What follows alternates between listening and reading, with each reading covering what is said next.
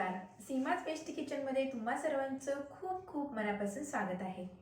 तर आता दिवाळीचे फराळ तर चालू करायलाच पाहिजे. तर दिवाळी फराळामध्ये मी आज बनवते मस्त असे कुरकुरीत क्रिस्पी शंकरपाळी. तर शंकरपाळीमध्ये मी आज तूप नाही घालणार किंवा डालडाही नाही घालणार. तर ते न वापरता आज मी खुसखुशीत अगदी तोंडात टाकताच विरघळणारी शंकरपाळी करून दाखवणार आहे. अगदी सोपी पद्धत आहे. तर ही रेसिपी तुम्ही नक्की ट्राय करा. तर ट्राय करण्यासाठी हा माझा व्हिडिओ तुम्हाला बघावा लागेल. तर या शंकरपाळीच्या रेसिपीमध्ये मी काय घालणार आहे खुसखुशीत होण्यासाठी, तर तुम्हाला हा माझा व्हिडिओ लास्टपर्यंत बघावा लागेल. चला तर मग आता आपण रेसिपीला सुरुवात करूया. खुसखुशीत शंकरपाळी बनवण्यासाठी आपल्याला पहिल्यांदा पाणी करून घ्यायचं आहे पीठ मळण्यासाठी शंकरपाळीचं. तर इथे मी 1 वाटी साखर घेतलेली आहे आणि तेल घेतलेलं आहे. एका वाटीला थोडंसं कमी घेतलेलं आहे. तर इथे मी डालडा नाही किंवा तूपही नाही, तर तेलाचा वापर करणार आहे, जेणेकरून आपल्या शंकरपाळीला खुसखुशीतपणा येणार आहे. तर हा इन्ग्रेडियंट आहे आपली खुसखुशीत शंकरपाळी होण्यासाठी तेलाचा वापर करायचा आहे. तर त्याच वाटीने मी इथे 1 वाटी पाणी घेतलेलं आहे. आता हे मिश्रण आपण गॅसवरती ठेवूया. फक्त आपल्याला ही साखर मेल्ट करून घ्यायची आहे. तर उकळी येईपर्यंत आपण वरती ठेवूया आणि जेव्हा साखर विरघळेल तेव्हा गॅसची फ्लेम बंद करायची आहे, कारण की आपल्याला पाक बनवायचा नाही, फक्त साखर मेल्ट करायची आहे. तर आता साखर पूर्णपणे विरघळलेली आहे. तर आता आपण गॅसची फ्लेम बंद करूया आणि थंड करायला हे पाणी काढून घेणार आहोत. तर इथे मी एका टोपमध्ये आता हे पाणी गाळून घेते, कारण की त्यामध्ये कचरा वगैरे असतो, म्हणून आपल्याला हे पाणी गाळून घ्यायचं आहे. तर तूप नसेल किंवा डालडा नसेल तर तुम्ही तेलाचा वापर करून खुसखुशीत शंकरपाळी बनवू शकता. तर अशा प्रकारे इथे गाळून घेतलेलं आहे आणि थंड करायला ठेवून देऊया. तर थंड झाल्यानंतर इथे मी मैदा घालत आहे. तर आपण बघणार आहोत मैदा किती बसतो आहे. मैदा जेवढा बसेल तेवढा घालून आपण हे पीठ मळून घेणार आहोत. तर इथे आपल्याला बघूया मैदा किती लागणार आहे. तर अजूनही मैदा लागत आहे, तर वरतून अजून आपण मैदा घालूया. तर मैदा मी चाळूनच घेतलेला आहे पहिल्यांदा. तर अजूनही मैदा लागणार आहे. थोडंसं मिश्रण हे सैलसर वाटत आहे. तर अशा प्रकारे आपलं इथं मैदा घालून झालेला आहे. तर थोडंसं लूज वाटत आहे मिश्रण, पण यापुढे आपल्याला मैदा घालायचं नाही. हे मिश्रण असंच 5 मिनिटे ठेवायचं आहे, नंतर हे घट्ट होतं. तर 5 मिनिटासाठी आपण आता हे बाजूला ठेवून देऊया. तर नंतर 5 मिनिटानंतर बघू शकता तुम्ही हे मिश्रण घट्ट झालेलं आहे. तर सहजपणे हे मळता येते, कारण की आता आपण हे सर्व मिश्रण मिक्स करून पुन्हा एकदा एकजीव मळून घेऊया.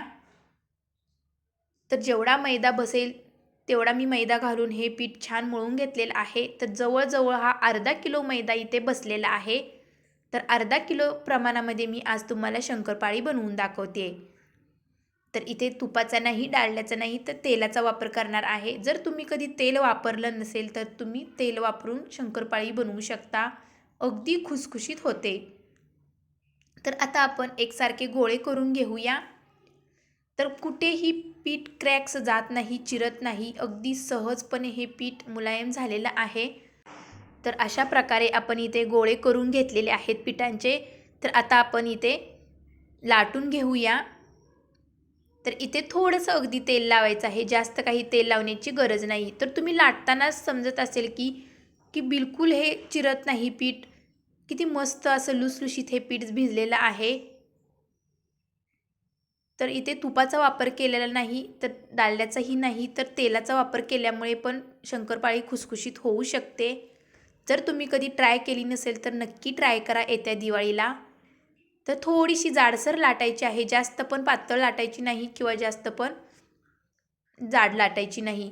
तर इथे आपली पोळी मस्त अशी लाटून तयार झालेली आहे. तर एवढा थिकनेस आपल्याला पोळीचा पाहिजे.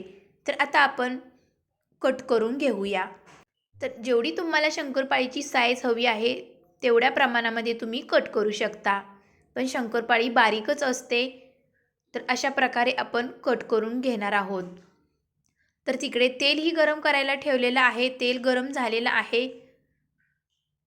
तर आता इकडे आपल्या शंकरपाळ्या पण कट करून झालेल्या आहेत. तर बघू शकता एवढी साईज आपण शंकरपाळीची ठेवलेली आहे. तर आता गरम तेलामध्ये शंकरपाळी तळून घेणार आहोत. तर तेल छान गरम झालेलं आहे. तर एक छोटीशी टीप लक्षात घ्या, तेल गरम असणं महत्त्वाचं आहे. तेल जर गरम नसेल तर शंकरपाळी आपली तेलकट होऊ शकते आणि विरघळू शकते. म्हणून ही छोटीशी टीप लक्षात घ्या. तेलात शंकरपाळी टाकायच्या आधी तेल गरम पाहिजे. तर अशा प्रकारे आपण शंकरपाळ्या घातलेल्या आहेत. तर शंकरपाळ्या आता आपण तेलामध्ये मिक्स करून घेऊया आणि गॅसची फ्लेम नंतर आपण मीडियम ठेवायची आहे. तर गोल्डन कलर येईपर्यंत आपल्याला शंकरपाळ्या छान तळून घ्यायच्या आहेत. तर कंटिन्यू आपल्याला हलवत राहायचं आहे, म्हणजे एकसारख्या शंकरपाळ्या तळल्या जातात. तर कलर चेंज होत आलेला आहेत आणि टम्म अशा फुगलेल्या आहेत शंकरपाळ्या. तर बिस्किटसारखा कलर आलेला आहे आणि बुडबुडे पण तेलाचे कमी झालेले आहेत, म्हणजे आपली शंकरपाळी तळून झालेली आहे. तर आता आपण टिश्यू पेपरवरती काढून घेऊया. तर मस्त अशी खुसखुशीत टम्म फुगलेली शंकरपाळी आपली तयार झालेली आहे. तर सर्व शंकरपाळ्या काढून घेऊया. तर अशा प्रकारे इथे सर्व शंकरपाळ्या काढून घेतलेल्या आहेत आणि ज्या राहिलेल्या होत्या शंकरपाळ्या त्याही आता तेलामध्ये आपण फ्राय करून घेऊया.